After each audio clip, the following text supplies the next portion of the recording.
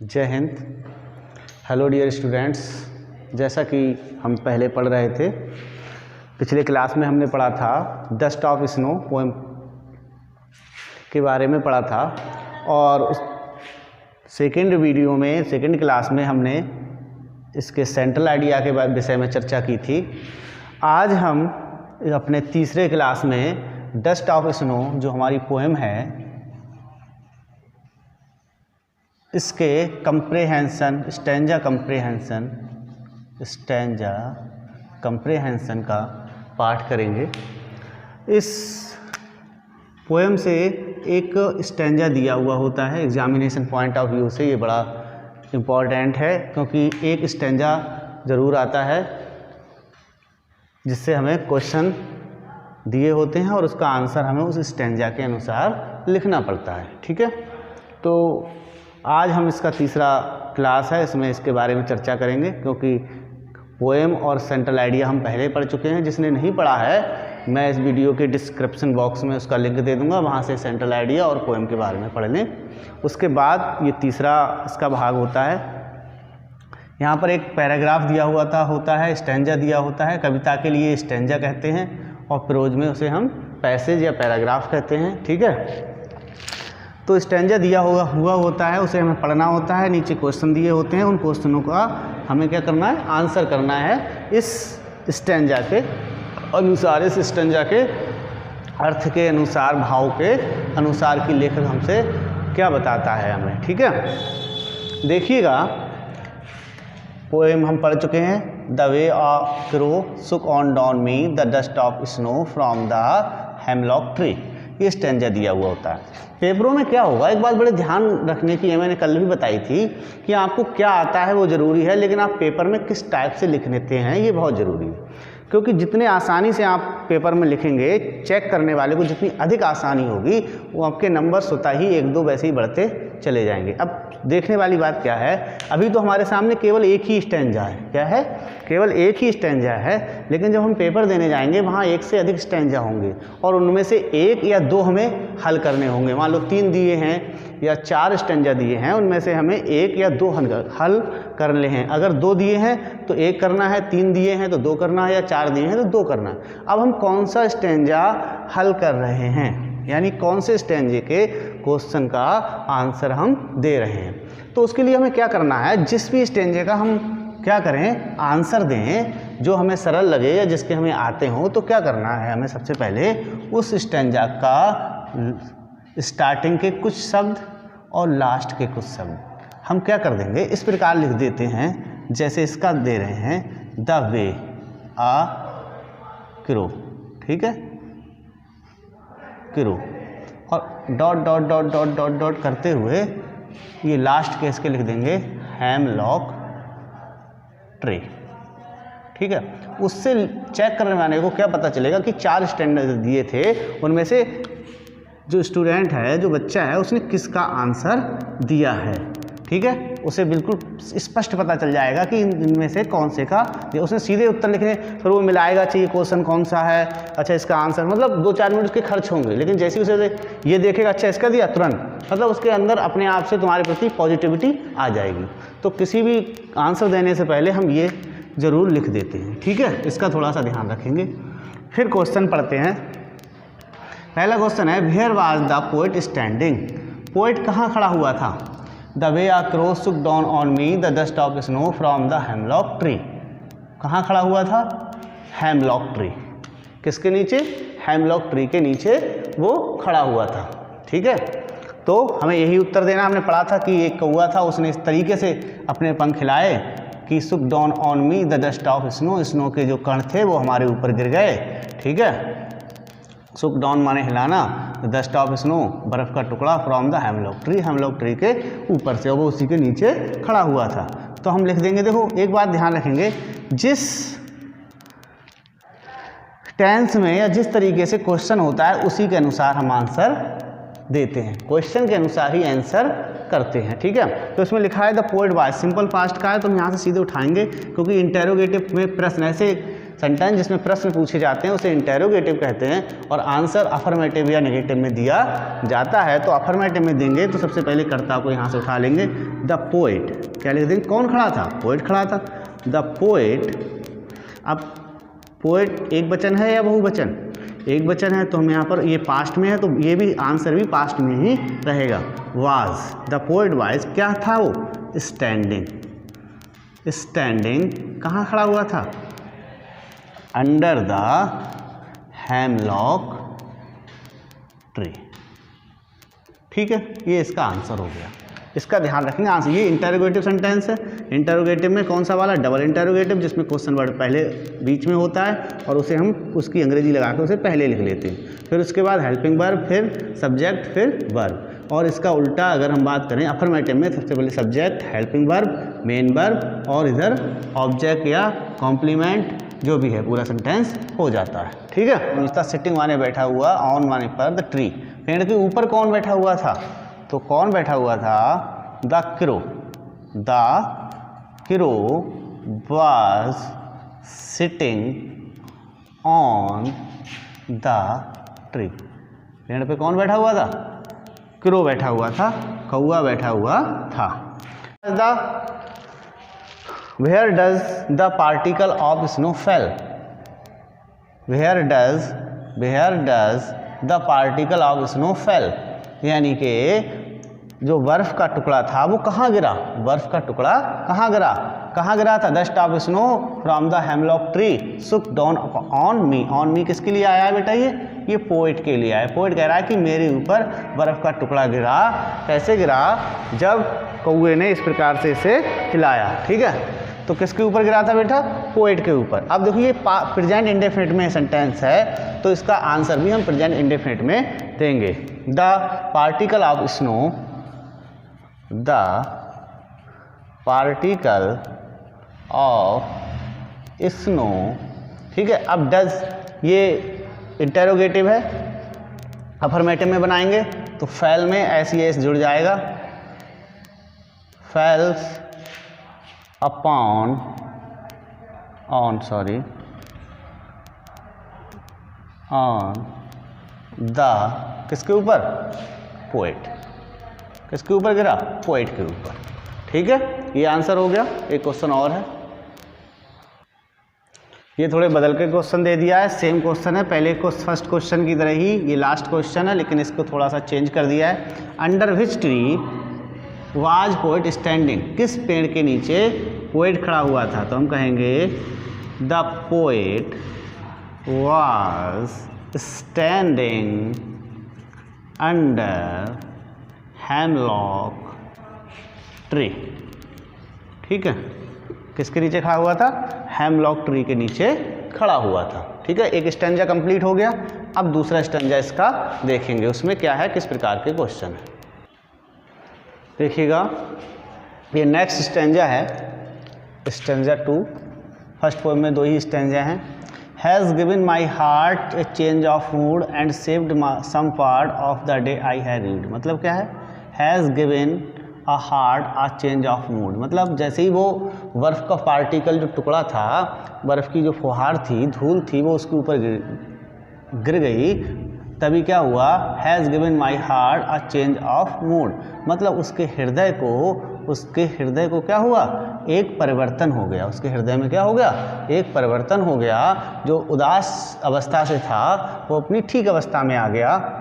And saved of some part, और कह रहा था अगर मैं उस उदास अवस्था में ही रहता तो मैं जो जीवन जी रहा था वो परिवर्तन अगर मेरे अंदर नहीं आता, और अगर वो बर्फ़ का टुकड़ा मेरे ऊपर नहीं गिरता, अगर वो सहानुभूति, वो प्रेम, वो सहारा मुझे नहीं मिलता, तो क्या होता, मेरा बचा हुआ जीवन भी ऐसी उदासी में बीत जाता। ठीक है, तो इस स्टैंजा से क्वेश्चन जो बनते हैं वो देख लेते हैं। देखिएगा, एक ये क्वेश्चन है, हो सकता है यही क्वेश्चन आ जाए, हो सकता है थोड़ा बदल के भी आए। ठीक है, तो अगर आपको इस स्टैंजा का मतलब या सार या भाव या संदेश या मैसेज जो समझ में आता है तो आप किसी भी क्वेश्चन का आंसर करने के लिए एबल होंगे, मतलब कर सकते हैं। ठीक है, अगर भाव नहीं समझ में आता तो फिर दिक्कत हो जाएगी। तो इसके अर्थ को, इसके शब्दों को, इसके भाव को भी समझ लेंगे। फिलहाल एक ये लगभग वही क्वेश्चन है, इसमें से भी आ सकता है, थोड़ा बदल के भी आ सकता है। तो थोड़ा सा आप ये आपको यहाँ पर एक प्रैक्टिस टाइप की जा रही है, तो आप इनका अध्ययन करते रहेंगे और हो सकता है इन्हीं में से आ जाए, या फिर क्या है कि थोड़ा बदल के। अगर आपको आंसर करना आता है तो आप आराम से कर लेंगे। इसलिए आपको समझना है कि आंसर करना कैसे है। और अपनी तरफ से कुछ जब स्टैंजा या पैसेज का हम आंसर करते हैं, एक बात का ध्यान रखने की बात है, तो उसमें हम अपनी तरफ से कुछ नहीं लिखते। जो भी हमें आंसर करना पड़ता है वो स्टैंजा के भाव के अनुसार और स्टैंजा में जो कुछ भी हमें बताया गया है उसके अनुसार ही करना पड़ता है।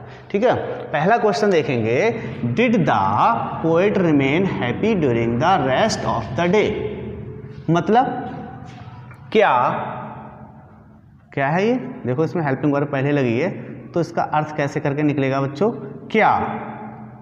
ठीक है, यहाँ पर क्वेश्चन वर्ड पहले लगा है तो उसको क्या या क्यों या कौन सा बीच में आएगा, लेकिन यहाँ क्या।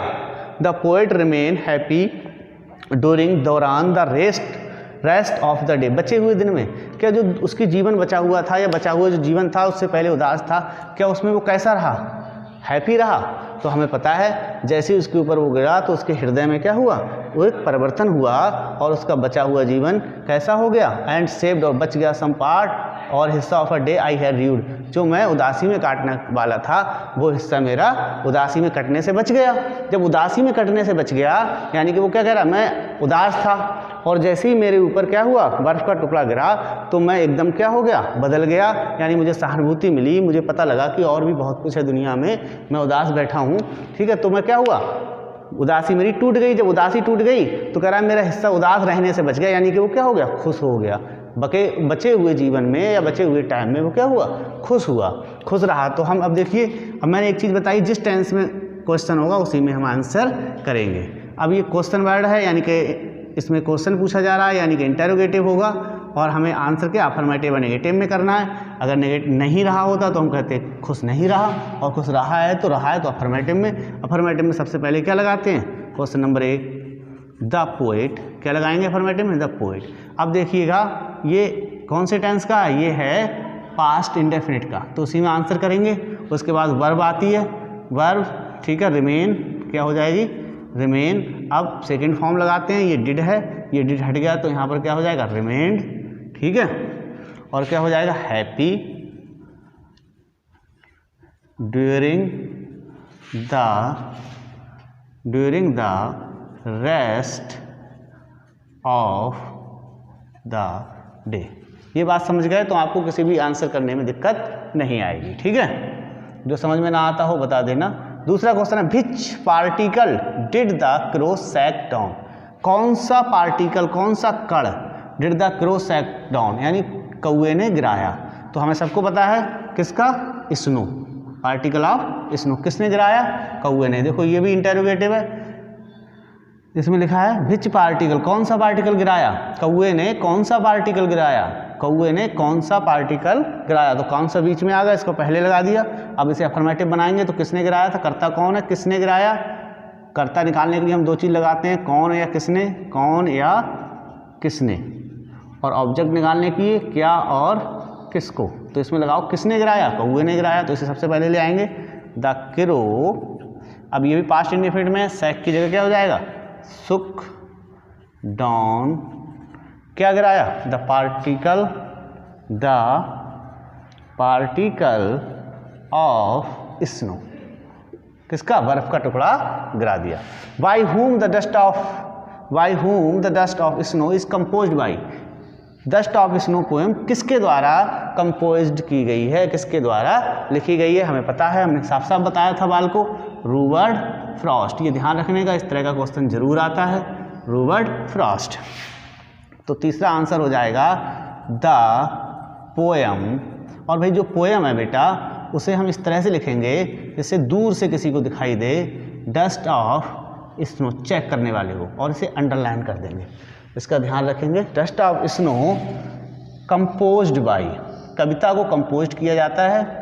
और अगर वो पैसेज होगा अगर प्रोज का तो हम उसमें लिख सकते हैं रिटन बाई।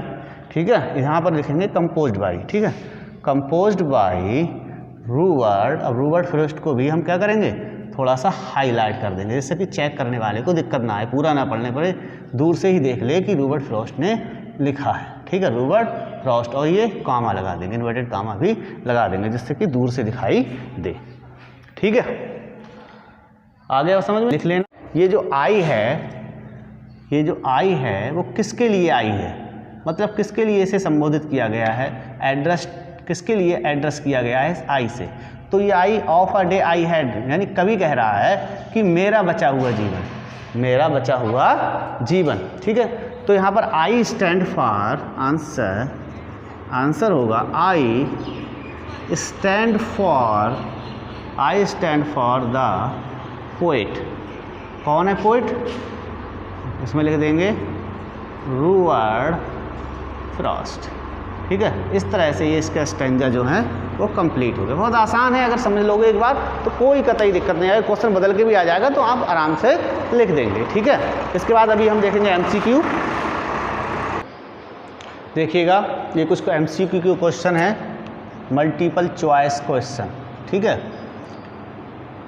ये मल्टीपल चॉइस क्वेश्चन है, इन क्वेश्चनों में से भी कोई पैराग्राफ के साथ कोई क्वेश्चन आ सकता है। ठीक है, इस टाइप से भी क्वेश्चन आते हैं, इसमें विकल्प दिए हैं, उसमें विकल्प नहीं दिए होंगे, तो ये क्वेश्चन पैराग्राफ में भी आ सकते हैं और एमसीक्यू से भी आ सकते हैं। याद रखेंगे इन्हें थोड़ा सा, और हो सकता है ये क्वेश्चन उठ के कहाँ पैराग्राफ के नीचे लिखा हो तो उसका भी हमें आंसर देना पड़ सकता है। इस टाइप से भी क्वेश्चन आ सकते हैं, ये भी इंपॉर्टेंट है। जैसे पहले लिखा है who Shuk down the hemlock tree, hemlock tree को किसने हिलाया, क्रो, कुक्कू, मैना या पैरट। मैना ने हिलाया, पैरट ने हिलाया, कुक्कू ने हिलाया, किसने हिलाया, ओके क्रो, कौआ। सबको पता है क्या है कौआ, का से कौआ।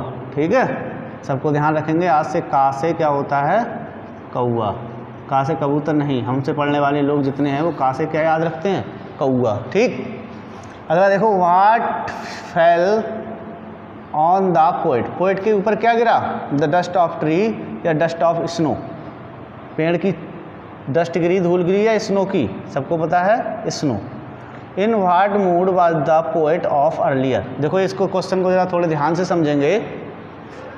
इन व्हाट मूड, किस मूड में, was the poet earlier, earlier का मतलब पहले, अर्लियर का मतलब पहले, यानी कि बर्फ़ का टुकड़ा गिरने से पहले उसका मूड कैसा था। इस क्वेश्चन को ध्यान से रखेंगे, प्लीजेंट था, हैप्पी था या सैड था, कैसा था, सैड। ठीक है, और उसके बाद कैसा हो गया, गुड हो गया है। What was the effect of the fell off the dust of snow on the poet, यानी कि व्हाट वाज द इफेक्ट, क्या प्रभाव पड़ा, क्या प्रभाव पड़ा किस पे, of the poet, of the fall of dust of snow, dust of snow के गिरने से, किस पर, ऑन द पोएट, पोएट पर क्या प्रभाव पड़ा। ऐसे देखेंगे, व्हाट वाज द इफेक्ट, क्या प्रभाव, of fall of the dust, यानी कि डस्ट के गिरने से किस पर, पोएट पर। तो हमें क्या पता, change his mood, change his luck, उसका भाग बदल गया, उसका मूड बदल गया या उसकी जॉब बदल गई, क्या बदल गया, उसका मूड बदल गया था, सैडनेस से काय में आ गया, हैप्पीनेस में चेंज हो गया था। What was the save for the poet, what was the saved for the poet, poet के लिए क्या बच गया, व्हाट सेव्ड, क्या बचाया गया फॉर द पोएट, कौआ बचाया गया, ट्री बचाई गई या some part of the day, उसके जो दिन का बचा हुआ हिस्सा था वो उसके लिए बचा दिया गया। What is the meaning of read, ये बड़ा इंपॉर्टेंट क्वेश्चन है, ध्यान रखेंगे, ये पेपरों में आने वाला है कि what is the meaning of read, जो लास्ट में सबसे रीड आया है इसका मतलब क्या है। ये पैराग्राफ के साथ भी क्वेश्चन आ सकता है, इंपॉर्टेंट क्वेश्चन है। ठीक है, तो क्या रूइंड, विनाश, हेल्ड इन रिग्रेट या रूड, रूल्ड, रूल्ड मीन्स शासन करना, रूइंड मीन्स क्या होता है, खंडर या विनाश। ये हेल्ड इन रिग्रेट, यानी कि रिग्रेट में पश्चाताप में रह रहा था, तो कह रहा था मेरा दिन पूरा पीछे के पश्चाताप में गुजर जाता, तो ये held in regret, held in regret. ये इंपॉर्टेंट क्वेश्चन है, इसे रट लेना क्योंकि ये पैराग्राफ के साथ भी आ सकता है। देखेंगे अगले 7 number question, question number 7, what is the rhyming scheme of the poem, rhyming scheme क्या है। पहले क्या होता था, राइमिंग वर्ड पूछते थे, राइमिंग वर्ड कौन कौन से हैं पोएम में। ठीक है, इसमें पूछा है राइमिंग स्कीम, ये भी बड़ा इम्पॉर्टेंट है point of view of examination. इस क्वेश्चन को भी बड़ा ध्यान से रखेंगे ये भी पैराग्राफ के साथ ही आ सकता है। MCQ आना तो मुश्किल है, पैराग्राफ वाले ही क्वेश्चन आएंगे, लेकिन ये पैराग्राफ के साथ आ सकता है कि इसकी में राइमिंग स्कीम क्या है। इंपॉर्टेंट है, समझ लो, इसे आना ही आना है, ऐसे वाला समझ लो। तो इसमें राइमिंग स्कीम क्या है इस पोएम में? AB AB CD CD, AB AB और CD CD, ठीक है। राइमिंग स्कीम कैसे निकाली जाती है, राइमिंग वर्ड कौन से हैं, एक दिन समझा देंगे, ठीक है। जिसे दिक्कत हो वो कमेंट बॉक्स में कमेंट कर दे, और जो भी क्वेश्चन समझ में ना आया हो या जो भी बात समझ में ना आया हो वो कमेंट बॉक्स में ज़रूर कमेंट करें, ठीक है। अच्छा लगा तब भी कमेंट करें। और हाँ, साथ साथ अगर पढ़ रहे हैं, हम लोग इतनी मेहनत कर रहे हैं, तो आप अगर ये वीडियो देखते हैं तो एक भी देखते देखते 1 सेकंड का काम होता है लाइक का बटन दबाना, तो वहाँ एक लाइक कर दिया करें, जिससे हमें थोड़ा सा मोटिवेशन मिल जाता है कि हाँ आप लोग देख रहे हैं, आपको अच्छा लग रहा है, तो और मेहनत से हम मेहनत करेंगे, ठीक है। लाइक करते रहें। Name of the poetic device used in the line, ये लाइन जो दी है, एंड सेव्ड सम पार्ट, और मेरे जीवन का कुछ हिस्सा उन्होंने क्या कर लिया, बचा लिया। इसमें कौन सा पोएटिक डिवाइस है? पोएटिक डिवाइस का मतलब कौन सी पोएटिक उनने अपना यूज किया है, पोएटिक डिवाइस यूज किया है, ठीक है। तो कौन सा फिगर ऑफ स्पीच यूज किया है, figure of speech. Figure of speech कौन सा, यानी अलंकार, कौन सा अलंकार का उपयोग किया है पोएटिक डिवाइस का। तो पोएट अपने अलग अलग प्रकार की चीज़ें यूज करते हैं, ठीक है। तो राइमिंग कौन सी है, फिगर ऑफ स्पीच कौन सा है, स्टेंजा फॉर्म कौन सी है, ठीक है। सोनेट है, वैलिड है, क्या है, बहुत से इनके होते हैं पोएटिक डिवाइस। लेकिन इसमें इस फिगर ऑफ स्पीच के अलंकार के बारे में पूछा गया है, तो बेटा इसमें अलिट्रेशन है, एस और एस शब्द 2 बार आया है, इसलिए इसमें क्या है, अलिट्रेशन है। भाई फिगर ऑफ स्पीच जिसने नहीं पढ़े हैं, मेरे चैनल पर विजिट करें, MPT इंग्लिश क्लासेस, उस पर मैंने फिगर ऑफ स्पीच पढ़ाए हैं। कुछ फिगर ऑफ स्पीच पढ़ाने की जैसे अलिट्रेशन रह गया है, और मेटाफोर पढ़ा दिया है, ऑक्सीमोरन पढ़ा दिया है, सिमली पढ़ा दिया है, मेटाफोर पढ़ा दिया है, ठीक है, कई सारे पढ़ा दिए, और जो रह गए हैं वो भी 1-2 वीडियो में कभी मैं पढ़ा दूंगा। तो एक बार जो पढ़ा दिए हैं वो एक बार वहाँ जाकर विजिट कर लें, पढ़ लें, क्योंकि हर एक पोएम में एक क्वेश्चन ये फिगर ऑफ स्पीच से ज़रूर आएगा। तो ये भी इम्पॉर्टेंट क्वेश्चन है, ये भी इम्पॉर्टेंट क्वेश्चन है ये भी। और what does the dust of snow represent, dust of snow किस बात को रिप्रेजेंट करती है, healing power, particle of snow, या कूल वेदर। यानी कि उस पर क्या हुआ, जैसे ही वो डस्ट ऑफ स्नो गिरी, उसको हील मतलब क्या है, थोड़ी सांत्वना मिल गई, थोड़ा आराम मिल गया, ठीक है। तो हीलिंग पावर को ये क्या करता है, रिप्रेजेंट करता है। तो ये भी इंपॉर्टेंट क्वेश्चन है। The crow and the hemlock tree symbolise, ये जो दोनों चीज़ें हैं, क्रो और हेमलॉक ट्री, ये किस बात के, धतूरा का पेड़ और कौआ किस बात के संकेत हैं? ये इनसे हमें क्या मिलती है? कौआ अगर काँव काँव करता है, हम कहते हैं आओ काऊ महाराज और बैठ लो, खाना खिलाते हैं उसे, तुरंत भगा देते हैं, पता नहीं साला क्यों कर रहा है काँव काँव, ठीक है। तो ये सब क्या हैं, हमें दुख के प्रतीक हैं, दो क्या हैं, दुख के प्रतीक हैं दोनों चीज़ें, किसका, दुख का। लेकिन इस मिथ्या को, इस अंधविश्वास को तोड़ते हुए क्या, कि दुख कोई किसी चीज़ का प्रतीक नहीं होता, सुपरस्टिशन, अंधविश्वास कुछ नहीं होता। कभी ने ये दूर करने के लिए कहा है कि हमें आशा की किरण कहीं से भी मिल सकती है, लेकिन हमारे समाज में क्या है, ये दुख का प्रतीक है, तभी वो दुखी था, ठीक है। सारो ये क्वेश्चन थे, ये क्वेश्चन अलग से भी आ सकते हैं, जैसे पैराग्राफ पे ज़्यादा आने की संभावना है। तो जो मैंने इंपॉर्टेंट बताए उन क्वेश्चनों को ज़रा ध्यान से देखें, ठीक है। और इस तरह से ये हमारी पोएम पूरी कंप्लीट हो गई। अब नेक्स्ट पोएम के साथ हम मिलेंगे नेक्स्ट वीडियो में, और आप ध्यान रखें, इसको चैनल को सब्सक्राइब कर लें, जिससे हमें आगे आने वाले वीडियो आपको आराम से मिल जाएं, और जो देख रहे हैं उसे लाइक करते रहें, ठीक है। थैंक यू, जय हिंद, जय भारत।